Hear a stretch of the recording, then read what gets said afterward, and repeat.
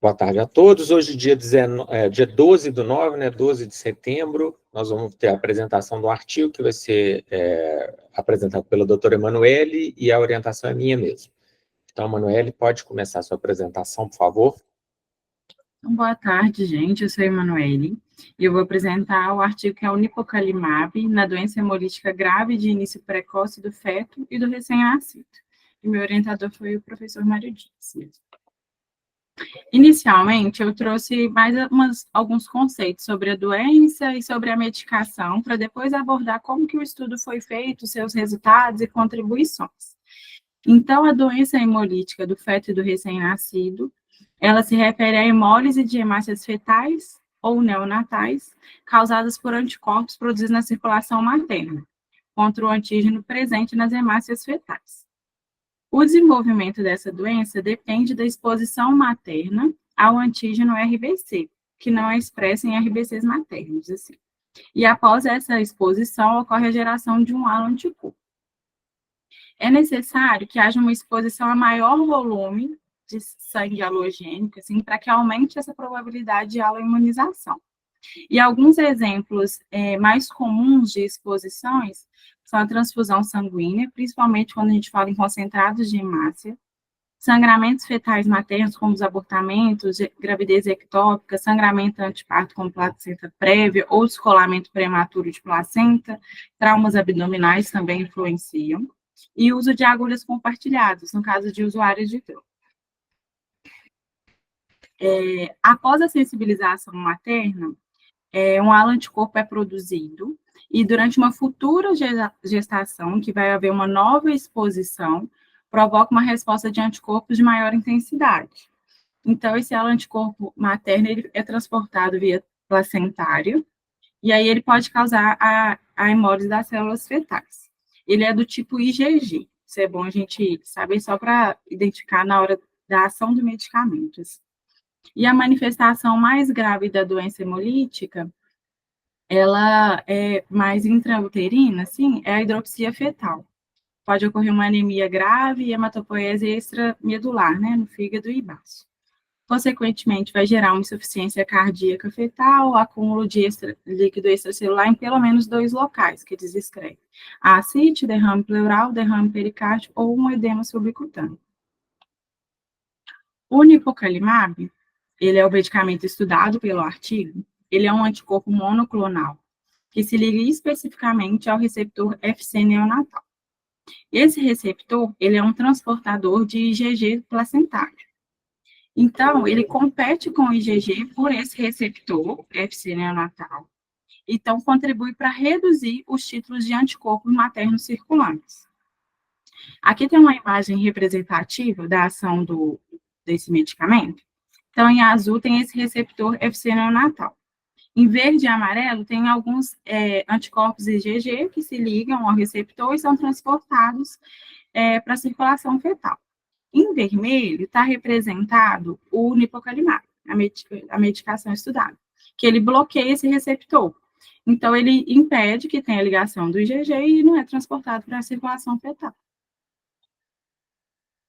O artigo define alguns critérios de elegibilidade para selecionar as gestantes e para fazer o uso e o acompanhamento.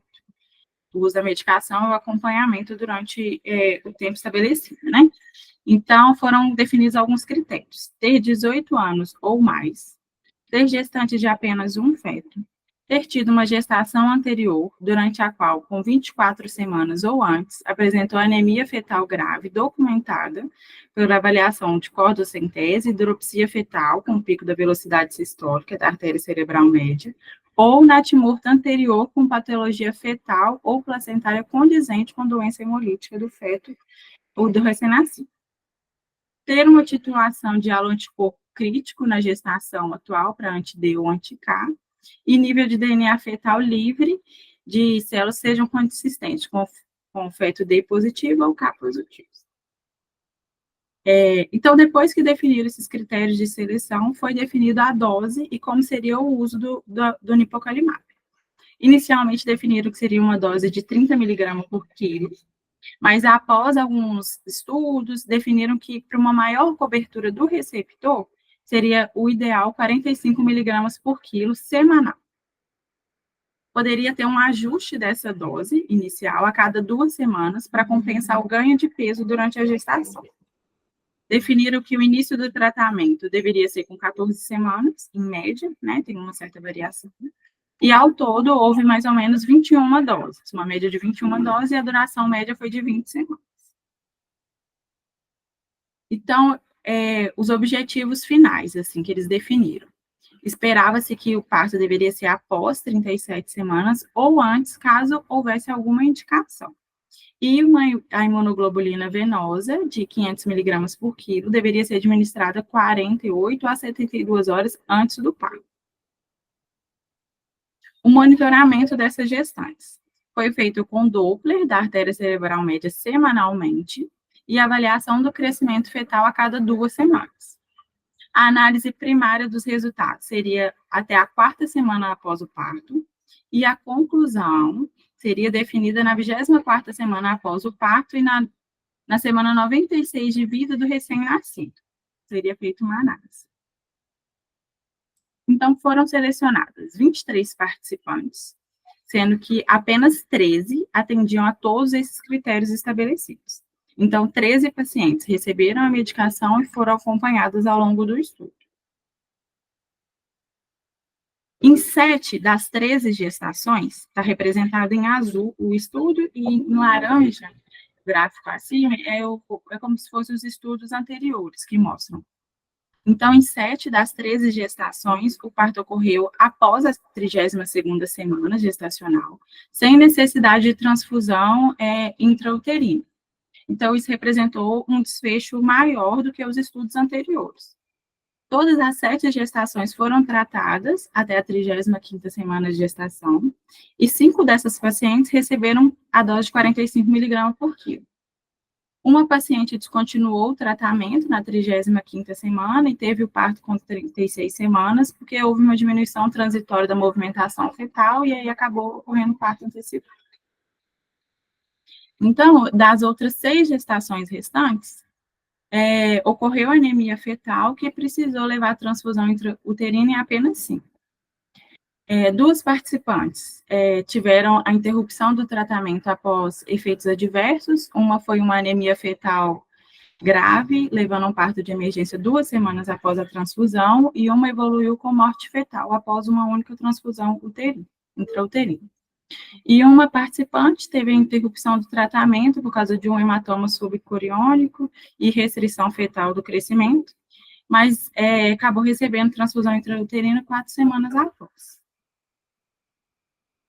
Então, eles trazem como conclusão do estudo que a terapia com o nipocalimab apresenta uma certa eficácia, se iniciada precocemente em gestações de alto risco para doença hemolítica grave.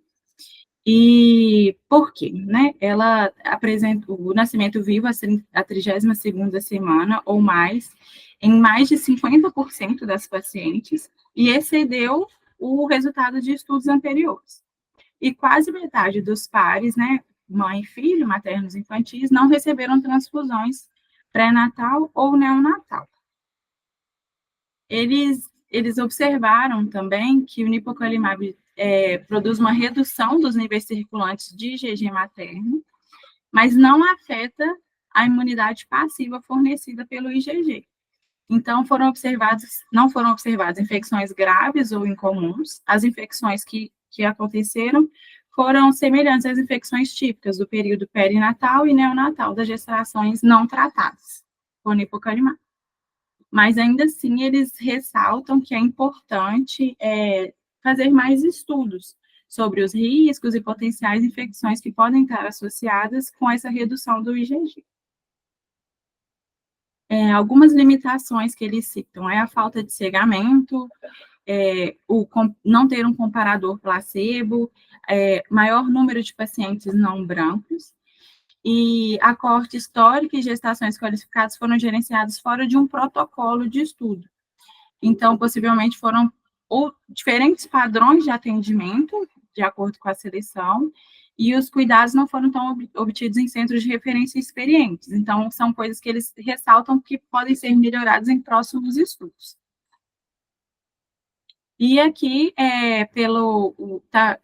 tem acontecido o estudo clínico da Azaleia, que está escrevendo algumas participantes, que está testando o nipocalimab, que o professor, né, o Mário Dias também faz parte, e para testar a segurança e a eficácia dessa medicação nas gestações, e já está um estudo na fase 3. E é isso, obrigada. Obrigado, Emanuele. É um estudo difícil, né? A Emanuele teve algum trabalho para interpretar esse estudo, é muito técnico, mas eu achei que era importante a gente apresentar, porque é um medicamento que, se der certo, se funcionar tudo bem, ele é um medicamento revolucionário, que vai diminuir a necessidade de transfusão intrauterina nas pacientes com imunização. Então, o objetivo da droga é esse que a Emanuele explicou, é diminuir a passagem do IgG do sangue da mãe para o sangue do feto, né? E com isso ele diminui a hemólise fetal, diminui a anemia, diminui a necessidade de transfusões intrauterinas. Então, esse estudo que a Emanuele apresentou é um estudo fase 1, 2, assim, que eles ainda estavam definindo dose de medicamento, avaliando a segurança do medicamento. E esse estudo que a gente está participando, que chama Azaleia, é um estudo fase 3 já, que é para ver a eficácia mesmo do medicamento. Ele está sendo realizado em 60 hospitais no mundo, e nosso centro aqui do HC do FMG é um desses 60, é um dos 5 do Brasil que estão participando. Então, a gente está, inclusive, recrutando pacientes. Por enquanto, nós conseguimos randomizar uma paciente só, né? E nós precisamos de randomizar mais pacientes para ver a eficácia. O objetivo, no total, o objetivo do nosso estudo desse Azaleia é incluir 120 pacientes. Por enquanto, tem só 7 randomizadas no mundo, e a gente é um deles. Então, nós pelo menos estamos bem aí nessa randomização inicial.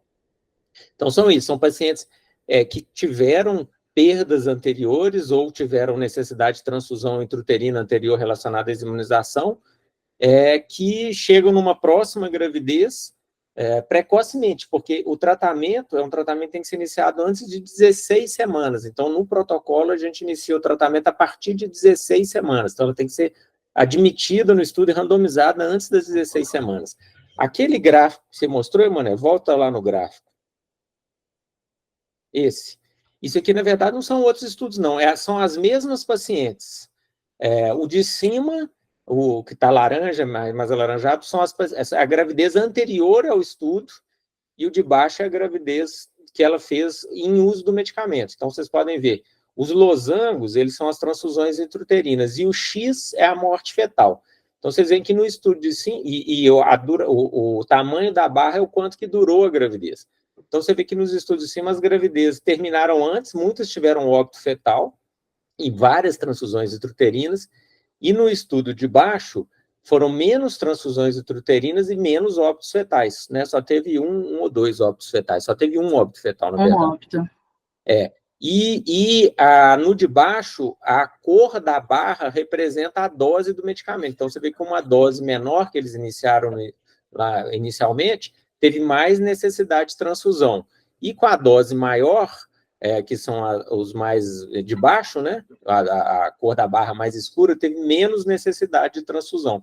Então, mostrando que já definiram qual que é a dose, né? E aí, nesse estudo que a gente está participando, já estamos usando essa dose que deu o melhor resultado. Então, o objetivo é esse. Vocês veem que realmente as gravidezes avançaram mais, foram necessárias menos transfusões e menos perdas fetais. Então, isso é revolucionário porque é um medicamento que vai evitar a transfusão intrauterina, né? A gente vai poder tratar com medicamento ao invés de tratar com um procedimento invasivo. Então, nós estamos realmente muito animados com esse estudo. É um estudo patrocinado pelo laboratório, né? O medicamento ainda não está disponível comercialmente, então, esse é um estudo pré-aprovação, né? Fase 3, pré-aprovação, para que, se caso o estudo mostre bons resultados, depois eles vão submeter para aprovação do FDA e dos demais órgãos, né? Então, é bem bacana, bem interessante poder participar desse estudo. Volta lá no último slide, Manuel, faz favor. Então, nós estamos aceitando pacientes imunizadas, tem que ser anti-D anti-C, anti-EL, anti-QEL, só esses, porque são anticorpos que conseguem testar o anticorpo fetal. Então, todas as pacientes, chega paciente RH negativo, a gente testa para ver se o feto é RH positivo, porque se ele for negativo, ele não vai ser incluído no estudo. E tem que ser não pode ser menor de idade, né? Tem que ser acima de 18 anos, e tem que ter tido perda anterior na gravidez antecedente, ou necessidade de transfusão na gravidez anterior, e tem que chegar antes de 16 semanas. Então, são basicamente esses 4 critérios. Tendo algum desses critérios, tem esse telefone que a Emanuele colocou aí embaixo, que é o telefone do plantão. Esse telefone não é meu, é o telefone do plantão, vocês podem ligar, ou pode mandar WhatsApp, mensagem, que aí tem uma pessoa sempre disponível para atender e informar como é que vai ser o referenciamento dessas pacientes. Então, agradecer a Emanuele mais uma vez pela apresentação, e vou abrir para o pessoal da plateia, se alguém tiver alguma dúvida a respeito do artigo ou da pesquisa em si, propriamente dito, está aberta a palavra. Legal, Mário. É muito bacana, né? Parabéns aí pelo estudo. Obrigado, Fina. Clóvis? Eu achei muito interessante, né? Uma droga realmente promissora, né? É interessante saber o custo antes, né? Porque depois pode inviabilizar os tratamentos, né? Mas não tem o custo ainda, porque ela ainda não está disponível comercialmente, Clóvis. Ela não é usada para outros fins, não. Ela foi testada. Ela é uma droga, ela não é específica, o IgG não é específico da imunização. É um IgG, geral, o IgG geral da circulação materna, que vai diminuir a passagem para o feto e a reciclagem desse IgG. Então, ela foi uma droga que já foi testada para miastenia graves e deu bom resultado. Mas mesmo, apesar dela já ter sido testada para miastenia graves, ela ainda não está disponível comercialmente. Para a miastenia, ela está mais avançada, porque já foram feitos os estudos. Então, ela deve ser aprovada para miastenia antes. Tá? E tanto que um dos medos da pesquisa, que eles ficam muito de olho, que a gente faz teste com frequência, é se a mãe vai ter mais infecção, porque diminui o IgG. O da mãe diminui menos que o do feto, mas diminui também. Mas nesse estudo piloto, que é esse que a Emanuele apresentou, não teve mais infecção nas pacientes. Então, em princípio, parece ser uma droga segura, apesar de diminuir o IgG de forma geral. É bem interessante. Se você tiver inibido, eu faço propaganda para você lá no grupo ampliado da ginecologia. Não, eu já mandei, mas pode mandar de novo. Sempre essa propaganda sempre vem bem-vinda. A gente fez um vídeo promocional. Engraçado que eu não vi. É tanta coisa que possa, né? A gente acaba. O problema é esse, né? Mas a gente, se você quiser mandar de novo, eu mando de novo para você. Mas eu estou esperando que o próprio laboratório fez um vídeo promocional que deve ficar pronto agora, nesse mês ainda, e quando o videozinho promocional estiver pronto, eu mando para todo mundo. Bom demais. Mais alguém, gente, quer fazer algum comentário? Fiquem atentos, então. Qualquer paciente RH negativo abaixo de 16 semanas, vocês me comuniquem que talvez ela seja candidata a entrar no estudo aí. Bom, agradeço, então, a participação de todos. Semana que vem a gente volta com algum assunto mais leve do dia a dia mesmo, né? Então tá, gente. Obrigado a todos. Até semana que vem. Obrigada, gente. Nossa. Tchau, tchau.